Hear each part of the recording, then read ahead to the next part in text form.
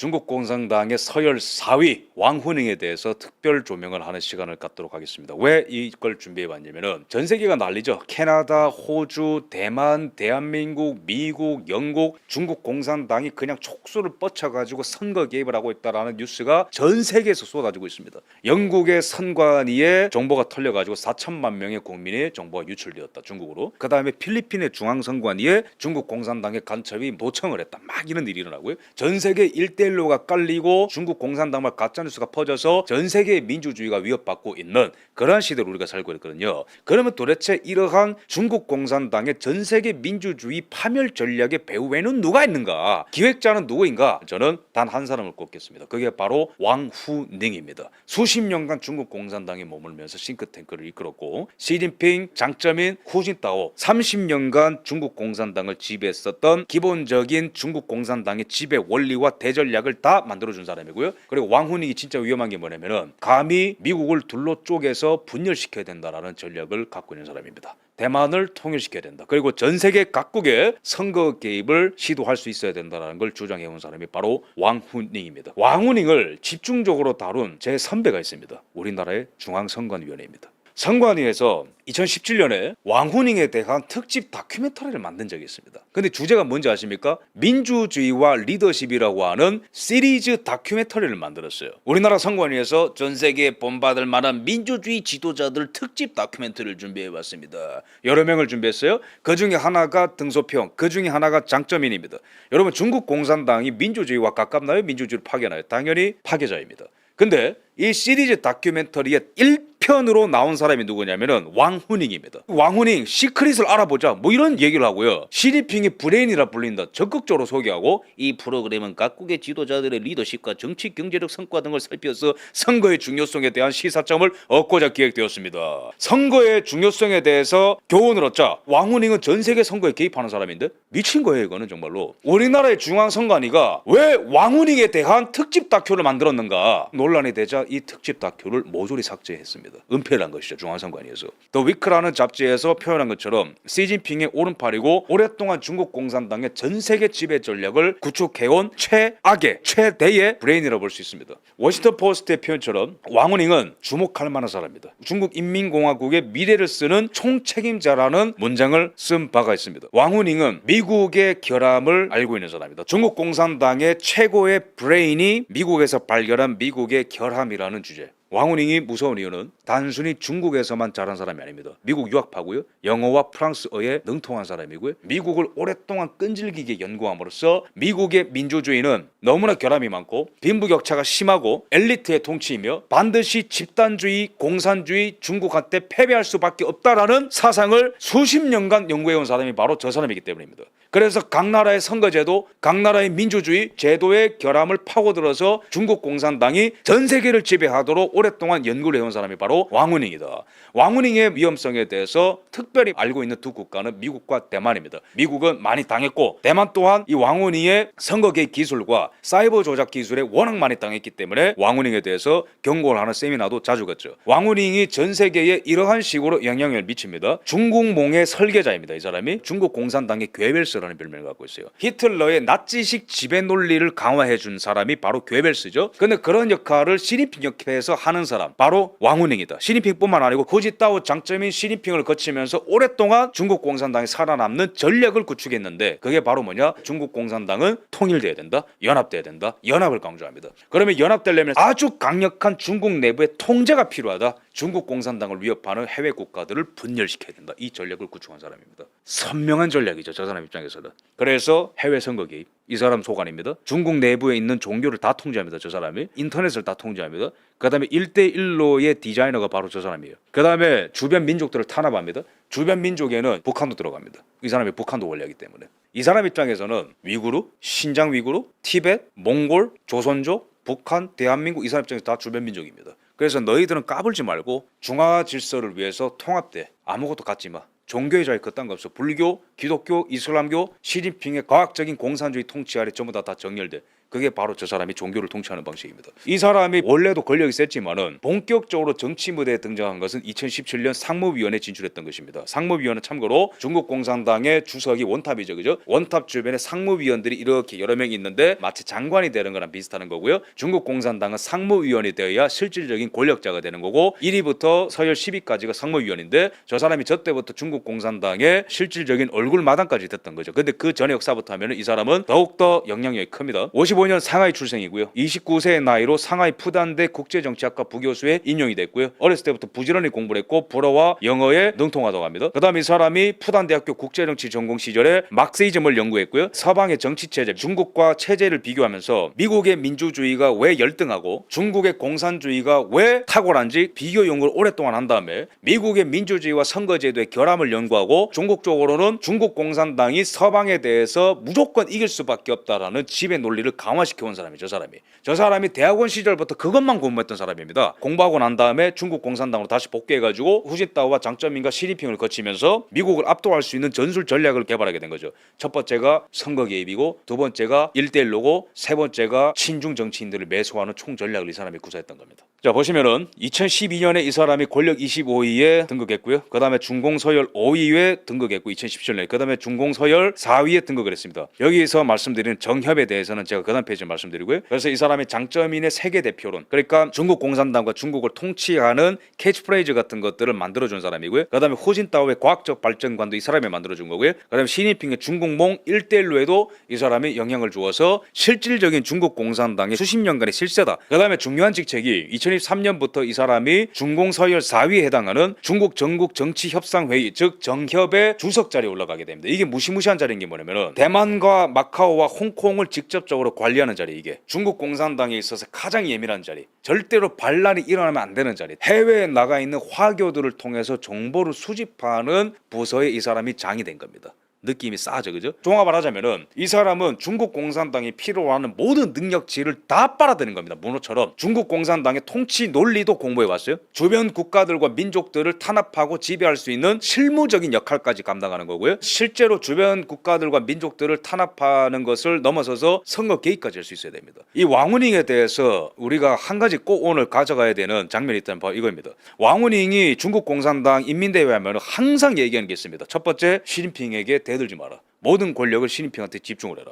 두 번째는 뭐예요? 시진핑은 힘을 강조했고 이 힘은 중국 공산당의 연합으로부터 나온다. 이 사람의 머리에는 중국 공산당이 절대로 분열되면 안 된다, 이거밖에 없어요. 무조건 연합돼야 돼. 이 연합은 뭘 요구하는가? 중국 내부와 전 세계에 나가 있는 중국 공산당의 아들과 딸들의 헌신으로 이게 가능하다. 그럼 뭐예요? 바깥에 나가 있는 사람들은 민주 국가들을 분열시켜버리고 중국에 있는 사람들은 시진핑 밑에 대동단결해라. 이게 바로 중국 공산당이 몇천 년 동안 지배할 수 있는 원동력이다. 그러면 그 명을 받들어서 밑에 있는 점조직 같은 것들이 쫙 퍼져가지고 중국 공산당을 위해서 일하는 구조인 거예요. 실제로 신장 위구르 가가지고 잘 지내고 있어? 반란 일으키지 마. 신장 위구르는 참고로 지상 최악의 수용소가 있는 게 바로 신장 위구르입니다. CCTV가 몇백만 개 깔려 있는데 AI CCTV가 깔려가지고요, 얼굴만 스캐닝 해가지고 누가 누군지 이 사람이 10분 전에 어디 있었는지 다 알아내는 게 바로 신장 위구르입니다. 모택동이 거기를 불법으로 점유하고 이러한 식민지 체제가 구축된 건데 이런 것도 주기적으로 관리해요, 사람이. 그 다음에 북한도 관리합니다. 중국 서열 4위 왕후닝, 중국과 북한 평화 환경을 만들죠. 이건 뭐예요? 미국한테 계속해서 핵 위협하고 미사일 쏘고 그런 거 하라는 거죠. 계속해서 김일성이 죽었을 때도 북한 상황을 주시해야 된다. 한반도 상황을 계속해서 모니터링하고 있는 사람이 이 사람이. 사우론의 눈 같은 사람이 주변을 계속 훑고 있는 겁니다. 시진핑 대신에.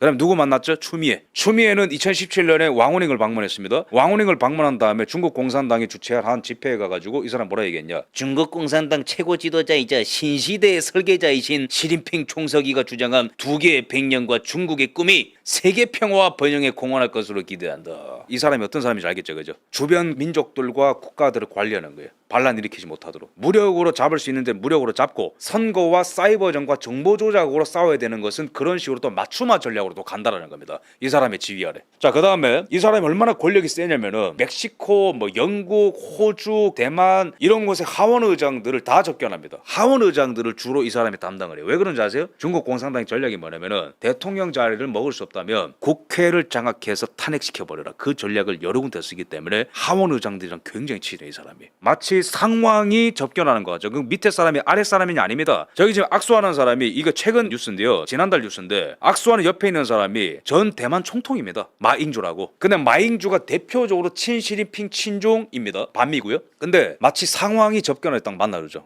잘하고 있어? 대만 안에서 지금 라이칭더 민진당 총통 탄핵운동 잘하고 있어? 지금 탄핵 계속 하려고 하거든요. 우리나라랑 상황이 비슷하게 가고 있어. 대만도. 저런 거를 총괄해서 관리해주고 인적 관리까지 하는 사람이 바로 저 사람이라는 거예요. 굉장히 위험한 사람이고요. 그 다음에 이제 제가 본격적으로 말씀드리는 건데 일본의 산케이 대만의 신문 미국 신문에서 복수의 매체에서 보도한 게 뭐냐면은 첩보에 의해서 걸렸다. 시진핑 오른팔인 왕후닝이 직접 개입해서 대만의 선거에 개입을 했다라는 보도가 나온 적이 있습니다. 최근에 중국의 권위주의 통치를 설계한 왕후닝이 대만의 선거에 개입한 증거를 확보를 했다. 자, 첫 번째 대만 여론 조작 온라인 캠페인이 있었는데 여기에 왕후닝이 총괄을 했었다. 그 다음에 미국에 대해서 회의론을 퍼뜨려라. 라이칭더 민진당 총통을 비판을 해라. 중국을 찬양하는 메시지를 확산해라. 이런 사이버전을 총괄하는데 그 배후에는 이 사람이 있었다는 거죠. 미국의 소리도 보도가 된 거고요. 왕후닝이 대만의 선거 개입 회의를 주재를 한 사람이고 대만 총통이 지난해 초에 있었죠. 그죠? 이때 전에 왕후닝의 주재로 중국 공산당 내부에 회의가 있었는데 이때 어떤 회의가 있었냐면 사이버전에 개입해가지고 미국을 까고 시진핑을 찬양하고 중국을 찬양하고 라이칭더를 까라. 우리 식으로 하면은 윤석열 비판 트럼프 비판, 리짜이밍 찬양 이런 걸 해라 했다는 거예요.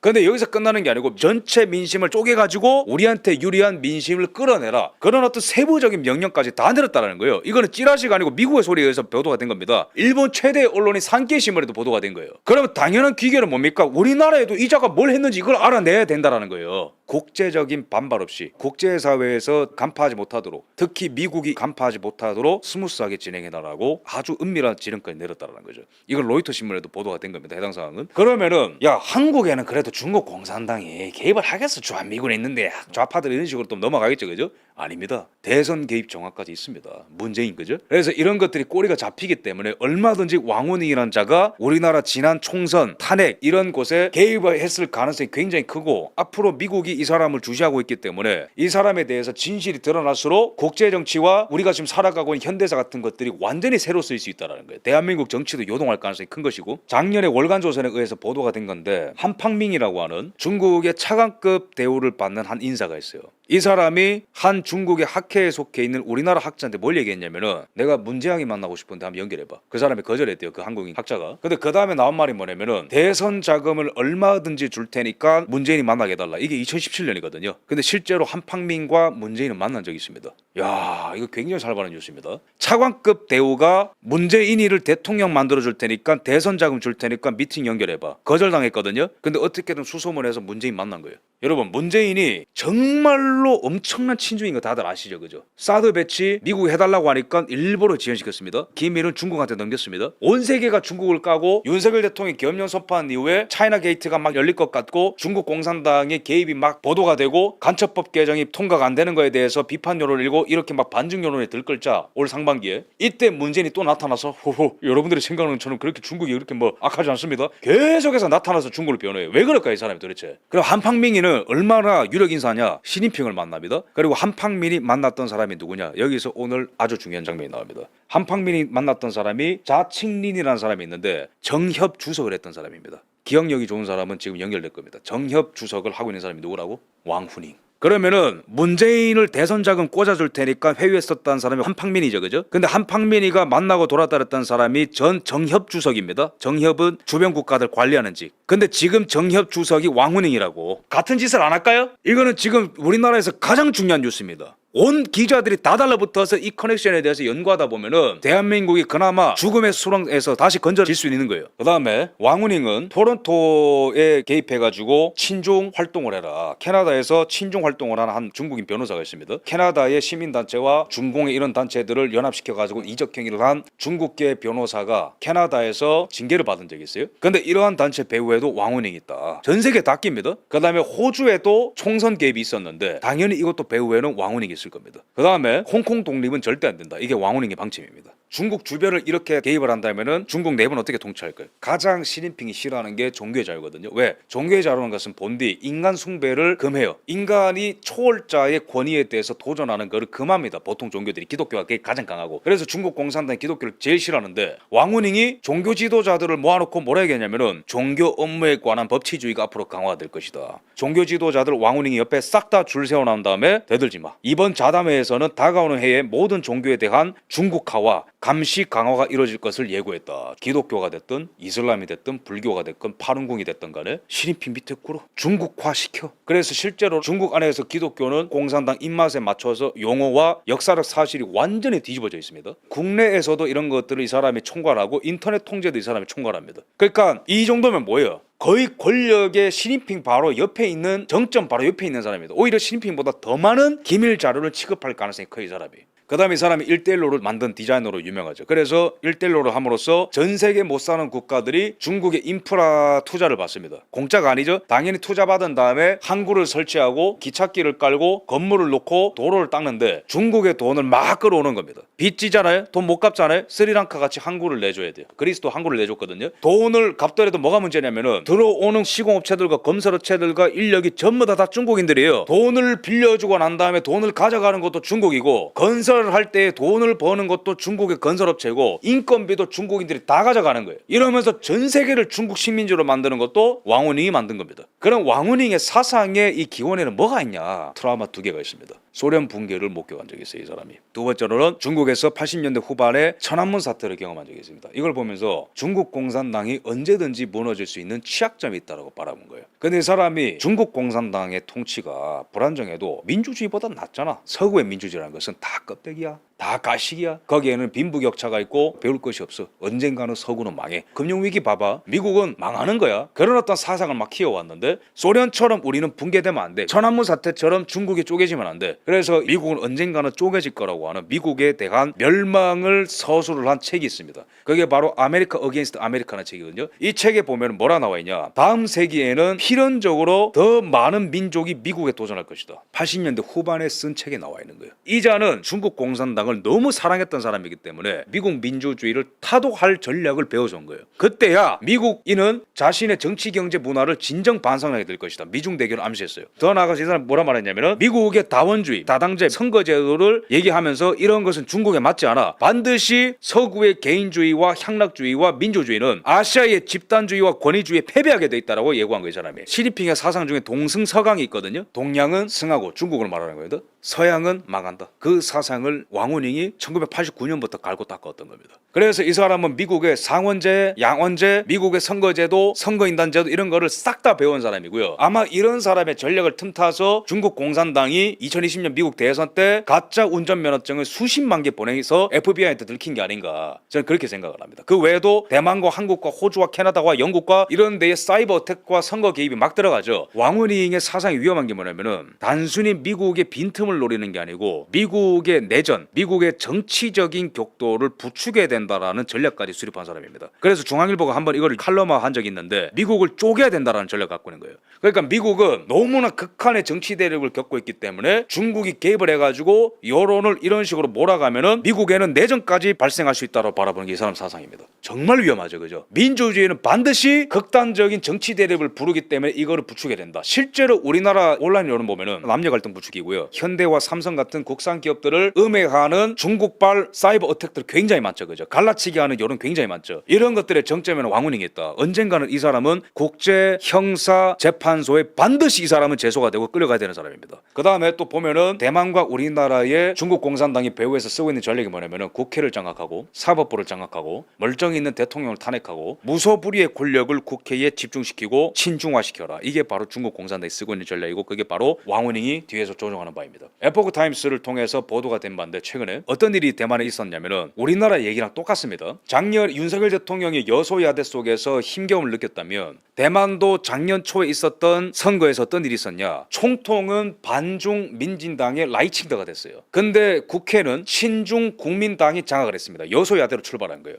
그 뒤에 어떤 일이 있었냐. 갑자기 친중 국민당이 뭘 추진하느냐면 총통 소환법을 추진하고 그럽니다. 이게 또 다른 말로 하면 총통견제법인데요. 총통을 주기적으로 국회에 불러가지고 강제로 질응답을 시키는 겁니다. 예를 들어가지고 이 법안이 만약에 우리나라에 통과되면은 대통령이 의무적으로 일주일에 한 번 나와가지고 국회에서 뭘 계속 얘기해야 되는 거예요. 의무적으로. 그러면 국정이 마비가 되겠죠, 그죠? 두 번째로 이 법안이 무시무시한 게 뭐냐면 총통을 노리는 것 같겠지만은 총통 견제법에 포함된 패키지의 딜이 뭐냐? 일반 대만의 국민들도 국회의원들이 소환해가지고 개인 정보를 의무적으로 얘기해야 되는 법안이 저기 있어요. 친중 정당들이 무소불위의 권력을 휘둘러서 한국과 대만에서 쓰는 방법입니다. 우리나라도 뭐 카카오톡을 검열한다든지, 그죠? 이런 뭐 정신나간 짓거리 하잖아요. 대만에서 일어나는 일과 우리나라에서 일어나는 일 똑같습니다. 또 하나 소름 끼치는 게 뭐냐면은 대만의 라이칭더 총통을 견제하기 위해서 대만의 친중 국민당이 2년 동안 쓰고 있는 전략이 뭐냐면 예산 삭감입니다. 우리나라 똑같죠? 대통령실 예산 삭감 빵원, 마약 예산 삭감 빵원, 국방비 삭감. 대만도 똑같다라는 거예요. 그 배후에 누가 있다고? 왕후닝이 있다고. 왕후닝이. 미국이랑 대만에서는 이게 지금 가장 심각한 이슈입니다. 그러니까 고든창 박사, 모르스탄 대사가 전 세계에 이런 동향을 하니까 대만에서 일어난 일이랑 똑같네? 이거 중국에서 한 거네? 바로 스캐닝이 되는 거예요. 뭣도 모르는 인간들은 뭐 죽창 들고 뭐 트럼프한테 덤비자 그러겠지만은 미국은 지금 예의주시하고 있습니다. 한국 상황을. 자, 봅시다. 여기서 끝나는 게 아니죠. 우리나라 민주당은 대통령이 버티고 싸우니까 뭘 장악하려고 해요? 헌재를 장악하려고 하죠. 막 헌재에 영향력 행사하고 자기 사람 꽂아놓고 막 이러잖아요. 대만 같은 경우에도 헌재에서 총통소환법은 위헌이야라고 기각되는 거예요. 작년에. 근데 얘네들이 멈추나요? 우리나라 민주당이 폭주하는 것처럼 대만의 국민당도 뭘 시도했냐면은 대만의 헌법재판소를 장악하는 입법을 시도한 겁니다. 자신들이 원하는 인원을 딱 기준으로 삼고, 예를 들어서 작년에 대만의 헌법재판소의 판사들이 15명 중에 7명밖에 없었어요. 근데 자기들이 원하는 사람을 꽂아서 10명으로 늘려라. 우리나라도 민주당 보면은 자신들이 원하는 거 다 통과시키잖아요. 노란봉투법부터 해가지고 특검법 다 통과시키잖아요. 여기도 친중 법안을 막 통과시키고 싶은데 헌재가 기각을 때리면 안 되니까 대만도 국회가 나서서 헌재를 자기들 마음대로 좌지우지하는 법안을 통과시키고 지금까지 그러고 싸우고 있다는 거예요. 대만이 지금 대한민국의 다음 타자가 될 가능성이 굉장히 큽니다. 지금 상황에.